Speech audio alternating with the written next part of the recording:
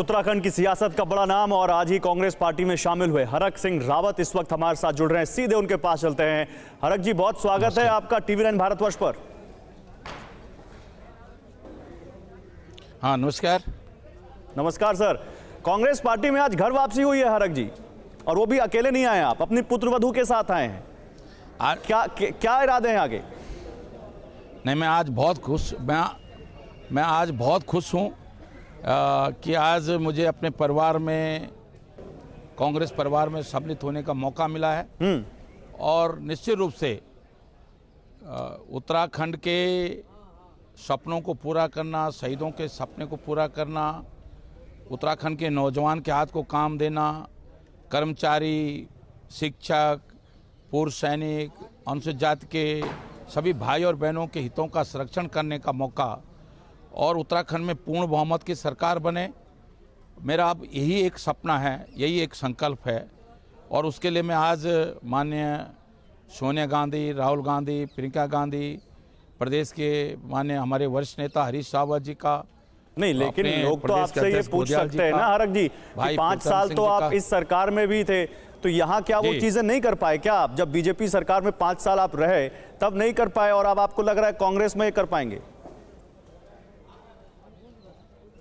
देखिए, इन 5 सालों में हमने कितनी घुटन महसूस की है। अगर आप मेरे पिछले 1 साल 2 साल के लगातार मीडिया के माध्यम से दिए गए बयानों को देखेंगे तो उससे आपको साफ लग जाएगा कि समय समय पर मैंने ये कहा कि मेरा ये कार्यकाल, अपने पूरे 30 साल उत्तर प्रदेश के मंत्री के रूप में, दूसरी बार मंत्री के रूप में, उत्तराखंड में तिवारी जी की सरकार के मंत्री के रूप में, विपक्ष के नेता के रूप में, फिर मंत्री के रूप में, फिर मंत्री के रूप में, 8वीं बार मंत्री के रूप में मेरा सबसे निराशाजनक कार्यकाल अगर कोई रहा है, ये मैंने मीडिया में 1 साल पहले कहा कि मेरा सबसे निराशाजनक कार्यकाल। आप मीडिया में बोल रहे हैं 1 साल पहले की? हरक जी, मैं तो आपको 1 हफ्ते पहले की बयान की याद दिलाता हूं। आपने कहा, जब ये बात आ रही थी कि आप नाराज हैं, फिर आप सीएम पुष्कर सिंह धामी से मिलकर आए, आपने कहा नहीं, उन्होंने वो जो ग्रांट रोकी गई थी वो अब उन्होंने रिलीज कर दी, अब मुझे कोई नाराजगी नहीं है और मैं इसी पार्टी में रहूंगा, इसी पार्टी के लिए काम करूंगा और जिंदगी भर इस पार्टी के लिए मैं काम करूंगा एक कार्यकर्ता के तौर पर, यह आपने कहा था। बिल्कुल, मैंने कहा था, क्योंकि मुझे अमित शाह जी का 2 महीने पहले फोन आया था। उन्होंने कहा, रावत जी, आपकी हमारी दोस्ती जीवन भर रहनी चाहिए, अंतिम सांस तक रहनी चाहिए। मैंने उनसे कहा कि ठीक है, मैं अंतिम सांस तक मेरी ये दोस्ती रहेगी, लेकिन आज दम घुटने के बावजूद भी, काम न करने के बावजूद भी, आज एक गलत समाचार के आधार पर उन्होंने मुझे पार्टी से निकाल दिया। इतनी बड़ी देश को चलाने वाली लीडरशिप कि मैं माननीय सोनिया गांधी से मिलने जा रहा हूँ, मिल गया हूँ। मैं देहरादून में था, रास्ते में था, दिल्ली के लिए आ रहा था कि दिल्ली में चल दिया कि मैं सुरजेवाला जी के साथ 10 सोनिया गांधी जी के घर पहुँच गया हूँ, और इस बिना किसी जांच पड़ताल के उन्होंने मुझे पार्टी से निकाल दिया। मुझे आज खुशी है इस बात का कि आपको पार्टी से निकाल दिया बीजेपी ने नहीं तोड़ी है। नहीं, मुझे दुख नहीं है, मुझे खुश है। मैं धन्यवाद देना चाहता हूं भाजपा के नेतृत्व का कि उन्होंने मेरे साथ मुझे निकाल कर, क्योंकि मैं वसूलों का पक्का हूं। मैंने एक बार वायदा कर दिया तो चाहे फायदा हो नुकसान हो, लेकिन आज मुझे खुशी है कि आप कह रहे हैं आप वसूलों के पक्के हैं हरक सिंह जी। लोग तो ये कह रहे हैं कि हरक सिंह रावत उत्तराखंड के मौसम वैज्ञानिक हैं, जिधर सरकार बनती है उधर चले जाते हैं। क्या ऐसे माने इसको? नहीं, क्यों? मैं 2007 में जब कांग्रेस से सारे मंत्री चुनाव हार गए थे अधिकतर, मैं कांग्रेस तो नहीं छोड़ी थी, मैं तो कांग्रेस में बना रहा। 1993 में राम मंदिर टूटने के बाद मैं भाजपा से पौड़ी से दोबारा चुनाव लड़ा, और मैं भाजपा उत्तर प्रदेश में सरकार नहीं बना पाई, मैंने तब तो भाजपा नहीं छोड़ी थी। और मैंने तो भारतीय जनता पार्टी उस समय ज्वाइन की थी जब उत्तराखंड में भाजपा का नाम लेने वाला कोई नहीं होता था। मैं 25 साल की उम्र में पौड़ी जिले का भाजपा का अध्यक्ष था, युवा मोर्चा का नहीं, मेन पार्टी का अध्यक्ष था। मैंने विद्यार्थी परिषद के रूप में काम किया, लेकिन भाजपा सोचती है कि भाजपा को ऐसे लोग नहीं चाहिए जो थोड़ा सा अपने 2+2। नहीं, लेकिन यहाँ भी तो आपकी जो एंट्री हुई है वो इतने गुड नोट पे थोड़ी ना हुई है हरक जी। देखिए, यहाँ भी हरीश रावत ने एक शर्त रख दी आपके सामने कि माफी मांगे। देखिए, देखिए हरीश भाई मेरे बड़े भाई हैं और मैं आज आपको कहूँ एक 2016 में कुछ मतभेद को छोड़कर और दूसरा कि जिस तरह भारतीय जनता पार्टी के लोगों ने मुझे बुलाया कि भाई दिल्ली में हमारी सरकार है और उत्तराखंड में भी भाजपा की सरकार आएगी तो खूब विकास होगा और मुझे भी लगा कि भाई अपनी राजनीतिक महत्वाकांक्षा को त्याग कर अगर उत्तराखंड के हित में भाजपा की केंद्र की सरकार अगर मदद करती है तो उत्तराखंड के नौजवान का भविष्य सुरक्षित होगा। ये इस लालच में मैंने भाजपा ज्वाइन कर ली। लेकिन जब मुझे लगा भाई मैं मेडिकल कॉलेज की मांग कर रहा हूँ कोटद्वार में, 5 साल निकल गए, नहीं हो रहा है। मैं सेंट्रल स्कूल की मांग कर रहा हूँ नरेनगर कोटद्वार में, नहीं हो रहा है। मैं ये पूछ रहा हूँ, मैं समझ गया कि भाजपा आप कहना चाह रहे हैं कि बीजेपी ने आपकी बातें नहीं सुनी। मैं ये पूछ रहा हूँ, हरीश रावत ने जो शर्त रखी थी कि आपने वो शर्त मान ली, माफी मांग ली आपने उनसे, क्या वो मनमुटाव दूर हो गया?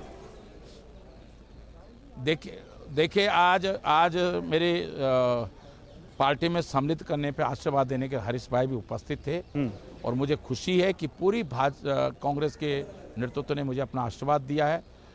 हरीश भाई को इससे बड़ी माफ़ी मैं तो सोचूंगा अगर कांग्रेस के पूर्ण बहुमत की सरकार जब 10 मार्च को बनेगी, जब रिजल्ट खुलेगा, उस दिन मुझे लगेगा कि मैंने जो गलती 2016 में की थी आज उसका प्रायश्चित पूर्ण बहुमत की सरकार लाने मतलब आप ये कह रहे हैं कि हरीश जी से आपका मनमुटाव दूर हो गया। अच्छा चलिए अब आते हैं टिकट पर। कांग्रेस ने भी तो एक शर्त रख दी है ना कि एक परिवार से एक ही टिकट मिलेगी और आप अपनी बहू के लिए भी टिकट चाहते हैं लैंसडाउन से, तो अब कौन चुनाव लड़ेगा? डॉक्टर हरक सिंह रावत लड़ेंगे या अनुकृति गोसाई लड़ेंगे? देखिए मैं एक बात तो आपसे बहुत साफ कहना चाहता हूं कि ना मैंने भाजपा में टिकट मांगे थे, मैं इन सबसे ऊपर उठ गया हूं। मैंने कभी टिकट ही नहीं मांगे। ये भाजपा के नेता इतना झूठ बोलते हैं, अरे कुछ तो शर्म आनी चाहिए। मैंने नहीं टिकट मांगे किसी से, अब कांग्रेस में भी मैंने कोई शर्त नहीं रखी है। अरे मैं इन सब चीजों से ऊपर उठ गया हूं। एक स्थिति होती है कि आदमी के पास मकान नहीं तो मकान की तो क्या हरक सिंह रावत ये संकेत दे रहे हैं कि वो अपनी पुत्रवधू के लिए अपना टिकट छोड़ देंगे? आप ये कह रहे हैं आप ऊपर उठ चुके हैं चुनावी राजनीति से, छोड़ देंगे अगर उन्होंने शर्त रखी आपके सामने तो? नहीं कोई देखिए वो पार्टी क्या करना चाहती है। मैं तो निस्वार्थ होके उत्तराखंड के लिए मैंने कांग्रेस में सम्मिलित हुआ हूं। पार्टी मुझे जो काम कहेगी मैं वो काम करूंगा, कोई शर्त नहीं,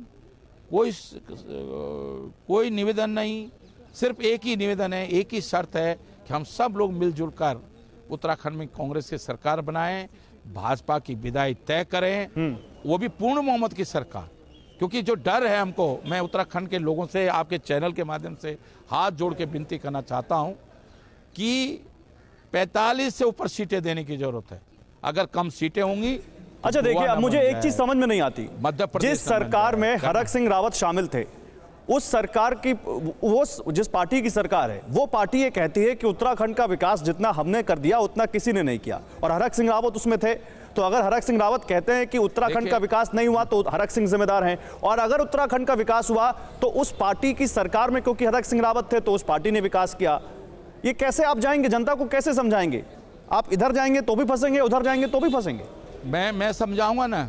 नहीं, लोग देख रहे थे मेरी लड़ाई को, लोग देख रहे थे कि मैं कैबिनेट में कैसे लड़ रहा हूं। लोग देखते थे कि मैं मोदी जी से, माने अमित शाह जी से, सारे मंत्रियों से मिलकर कहता था ये काम करो।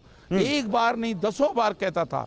मैं थक गया था, लेकिन लोग मेरी लड़ाई को देखते थे कि मैं मंत्री के रहते हुए भी किस तरह लड़ता था। लेकिन क्योंकि अकेला चना। अच्छा, काम हुआ पिछली सरकार में? समय कम है क्या जिस सरकार में 3 सीएम बदल गए उस सरकार में काम हुआ? पुष्कर सिंह धामी जो अभी है, क्या उस सरकार ने काम किया?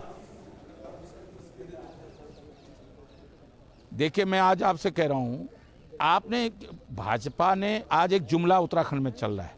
अगर कोई चपरासी की नौकरी मांगता है, कोई बाबू की नौकरी मांगता है, कोई गार्ड की नौकरी मांगता है, तो लोग कहते हैं भैया चपरासी बाबू की नौकरी तो नहीं है, मुख्यमंत्री के लिए अप्लाई करोगे तो मुख्यमंत्री बन जाओगे। अरे भाई, आपने तीरथ रावत को बना दिया, क्या सोच के 4 साल उसको मुख्यमंत्री रखा, फिर आपने उसको बदल दिया। तीरथ सिंह रावत को क्या सोच के बना दिया? मैं तो आपको ध्यान होगा, जब तीरथ सिंह रावत जी मंत्री बने मैं शपथ नहीं लेना चाह रहा था। मैंने कहा भैया मुझे नहीं, माफ कर दो। मैंने जिस दिन धामी मुख्यमंत्री बने इसलिए शपथ ग्रहण समारोह 4 घंटा डिले हुआ। ठीक। महाराज सतपाल महाराज और मैंने यशपाल आर्य जी ने मना कर दिया कि भाई हम मंत्री के चलिए, मतलब आप ये कह रहे